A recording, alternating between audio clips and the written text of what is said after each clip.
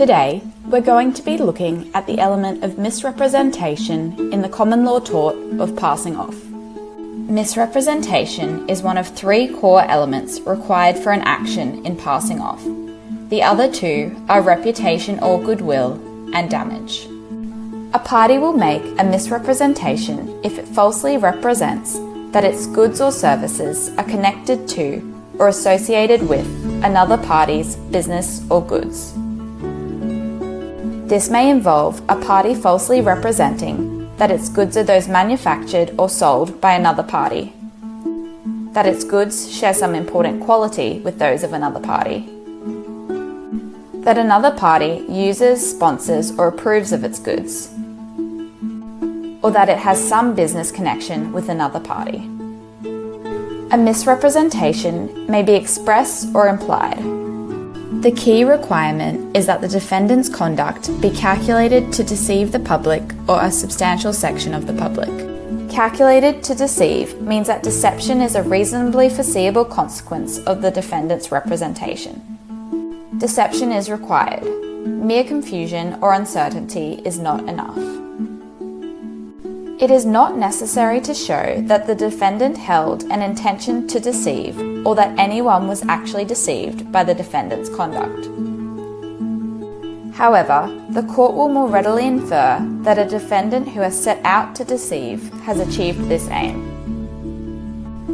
So let's take a look at the case of 20th Century Fox Film Corporation and South Australian Brewing Company Limited, otherwise known as the Duff Beer case, to see how the court applied these principles.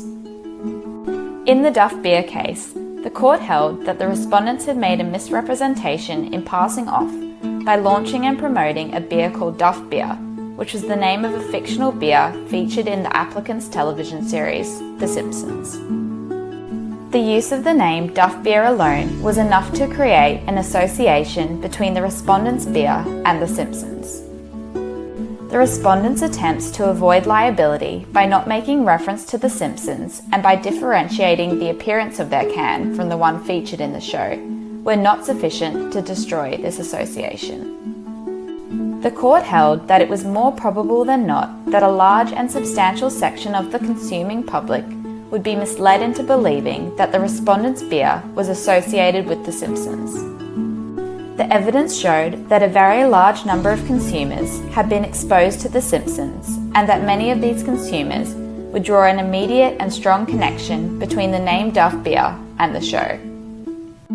The court also considered it significant that the applicants had previously engaged in extensive licensed merchandising of products relating to The Simpsons, because this made it likely that many consumers would simply assume that the respondent's beer was another product licensed by the applicants. Further, although not determinative, the evidence showed that the respondents had intended to deceive the public because they knew, based on market research, that most consumers would make the association. Finally, it was relevant that the respondents had not included a disclaimer on their can or in their marketing.